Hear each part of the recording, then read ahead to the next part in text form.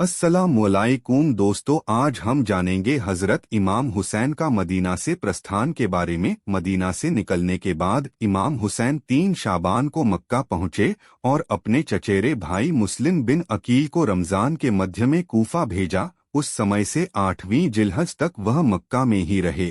कोई कल्पना भी नहीं कर सकता था कि जिलहज की 8वीं तारीख को जब लोग हज करने के लिए एहराम तीर्थयात्रियों की पोशाक पहन रहे थे, तो अल्लाह के पवित्र पैगंबर के बेटे और मक्का और मीना के बच्चे हज की रस्में अदा किए बिना मक्का छोड़ देंगे और चले जाएंगे। उम्रा करने के बाद एहराम छोड़ दें। हालांकि इमाम ने मक्का से प्रस्थान करने का निर्णय लिया। उसने काबा की परिक्रमा की, सफा और मरवा के बीच सई की और फिर एहराम को त्याग दिया, क्योंकि अभयारण्य के परिसर में उसके गिरफ्तार होने या मारे जाने का खतरा था, और यदि वह इस तरह से मारा गया तो उसका उद्देश्य था हासिल नहीं किया जा सका। इमाम ने मारे जाने से बचने के लिए मक्का नहीं छोड़ा। उन्होंने मक्का छोड़ दिया ताकि अगर उन्हें मारा जाए तो इस तरह से कि उनकी शहादत से इस्लाम को हमेशा फायदा होता रहे। लुहुफ के अनुसार इमाम ने अपने प्रस्थान से पहले एक सभा को संबोधित किया। सर्वशक्तिमान अल्लाह की स्तुति करने के बाद उन्होंने कहा, मौत ने इंसानों पर उसी तरह निशान छोड़ दिया है जिस तरह एक हार एक युवा महिला की गर्दन पर अपना निशान छोड़ देता है, यानी हर इंसान की मौत तय है। इन शब्दों में उन्होंने इस तथ्य की ओर संकेत किया कि उन दिनों सामाजिक और धार्मिक भ्रष्टाचार का समाधान उनके जैसे व्यक्ति की शहादत के अलावा नहीं किया जा सकता था, जो अल्लाह के पवित्र पैगंबर की बेटी का बेटा था।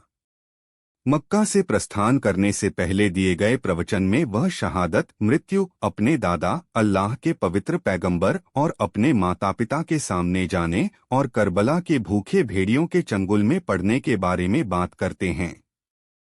उन्होंने लोगों से कहा कि उनकी यात्रा इसी तरह खत्म होगी। हम जानते हैं कि इमाम हुसैन ने यह प्रवचन जिलहज की 8 तारीख से पहले और संभवतः उस महीने की 7वीं तारीख को अल्लाह के घर के तीर्थयात्रियों की एक सभा से पहले दिया था।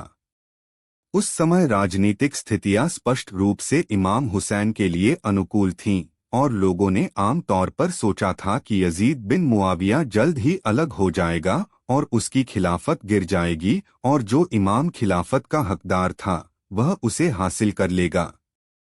इसका कारण यह था कि उनके विशेष प्रतिनिधि मुस्लिम बिन अकील ने कूफा से एक रिपोर्ट भेजी थी जिसमें कहा गया था, सभी लोग आपके साथ हैं और किसी और की खिलाफत को मान्यता नहीं देते हैं। वे आपके अलावा किसी को अपना शासक मानने के लिए भी तैयार नहीं हैं, इसलिए आपको यथाशीघ्र आना चाहिए। जाहिर तौर पर स्थितियां बहुत अनुकूल और आश्वस्त करने वाली थीं, लेकिन इसके बावजूद इमाम हुसैन मौत और शहादत और इराकी भेड़ियों की क्रूरता के बारे में बात कर रहे थे। तथ्य यह है कि जैसा कि हम पहले ही बता चुके हैं, यानी इमाम हुसैन लोगों को बताना चाहते थे कि उन्होंने पहले ही आकलन कर लिया था कि कोई परिणाम हासिल नहीं किया जा सकता है और उनकी और उनके दोस्तों की शहादत के बिना कुछ भी उपयोगी और सकारात्मक नहीं किया जा सकता है। इसीलिए उन्होंने कहा कि मनुष्य मृत्यु से बच नहीं सकता। उन्होंने कहा, मैं अल्लाह के पैगंबर, अली, हमजा, जाफर और अपनी माँ फातिमा को उसी तरह देखने के लिए उत्सुक हूँ जिस तरह याकूब यूसुफ को देखने के लिए उत्सुक था।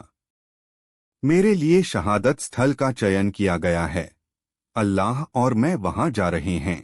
इस वाक्य से यह पता चलता है कि यह एक ईश्वरीय योजना थी, न कि हुसैन बिन अली द्वारा बनाई गई। सर्वशक्तिमान अल्लाह ने अनंत काल से लिखा था कि मुस्लिम समाज में इस तरह का विचलन और भ्रष्टाचार हो सकता है, और हुसैन बिन अली एक अभूतपूर्व आत्मबलिदान करेंगे और स्थिति को ठीक करने के लिए शहादत देंगे।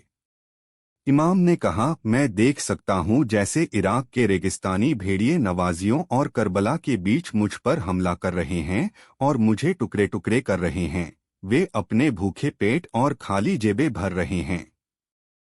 यह उनका काम है कि वे अपनी जेबें भरें और अपना पेट भरें तृप्ति के लिए, और मेरे लिए इस सामाजिक और धार्मिक भ्रष्टाचार के खिलाफ लड़ना, यह अल्लाह द्वारा तैयार की गई योजना है और उसने ही मेरी शहादत को वर्तमान स्थिति को सुधारने का उपाय और साधन माना है। यह असंभव है, जो कुछ भी उसके द्वारा नियत किया गया है उससे बच जाओ। हम पवित्र पैगंबर का परिवार उससे खुश हैं जिससे अल्लाह प्रसन्न होता है, और जो कुछ भी उसे पसंद है उसे पसंद करते हैं। हम उन सभी कठिनाइयों को धैर्यपूर्वक सहन करते हैं जिनका वह हमें सामना करता है, और वह हमें पूर्ण प्रतिफल भी देता है जो धैर्यवान लोगों के लिए स्वीकार्य है। मैं अल्लाह के पैगंबर के शरीर का एक हिस्सा हूँ और उनके शरीर का एक हिस्सा उनसे अलग नहीं रह सकता। मैं उसके साथ जन्नत में जाऊंगा ताकि वह मुझे देखकर प्रसन्न हो और मेरे साथ किए गए वादे पूरे कर सके। केवल वही जो मेरी खातिर और अल्लाह से मिलने के लिए अपनी जान कुर्बान करने को तैयार हो, मेरे साथ चले। ईश्वर की इच्छा है तो मैं कल सुबह प्रस्थान करने का इरादा रखता हूँ। ईश्वरीय धर्म, लोगों के अधिकारों और इस्लामी समाज के हितों की रक्षा अलग अलग समय पर अलग अलग तरीकों से की जा सकती है। यह अल्लाह की राह में पैसा खर्च करने से हो सकता है। यह अल्लाह के लिए बोलने और उपयोगी और शिक्षाप्रद शब्दों के माध्यम से लोगों को सही रास्ते पर लाने के द्वारा हो सकता है। यह अल्लाह की खातिर एक किताब लिखने और उपयोगी प्रकाशनों के साथ लोगों को सच्चाई और वास्तविकता के करीब लाने और उनकी धार्मिक और नैतिक अंतर्दृष्टि को बढ़ाने के द्वारा हो सकता है। हालांकि इमाम हुसैन ने घोषणा की कि उस समय इस्लाम जिस समस्या का सामना कर रहा था उसे वित्तीय सहायता या लेखन या मौखिक परोपकार के माध्यम से हल नहीं किया जा सकता था। इसके विपरीत मामले ने ऐसा मोड़ ले लिया था कि आत्मबलिदान और शहादत के अलावा भ्रष्टाचार पर लगाम लगाना और उसकी नींद को मिटाना संभव नहीं था। किसी के लिए यह सोचना सही नहीं होगा कि इमाम हुसैन अल्लाह की राह में एक कदम आगे बढ़ाने जा रहे थे, इसलिए वह भी कुछ पैसे का योगदान देंगे या उन्हें 5 तलवारें, 7 कोट और 4 भाले पेश करेंगे या उबैदुल्लाह की तरह कहेंगे। बिन हुर्र जुआफी ने इमाम के आह्वान के जवाब में कहा कि वह उसे एक मजबूत घोड़ा देगा।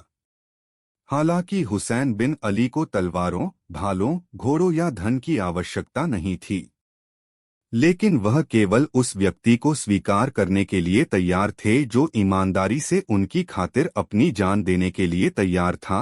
उन्होंने कहा, केवल वही व्यक्ति जो अल्लाह की खातिर और सर्वशक्तिमान से मिलने के लिए अपना जीवन बलिदान करने के लिए तैयार है, इस यात्रा में मेरे साथ शामिल हो सकता है।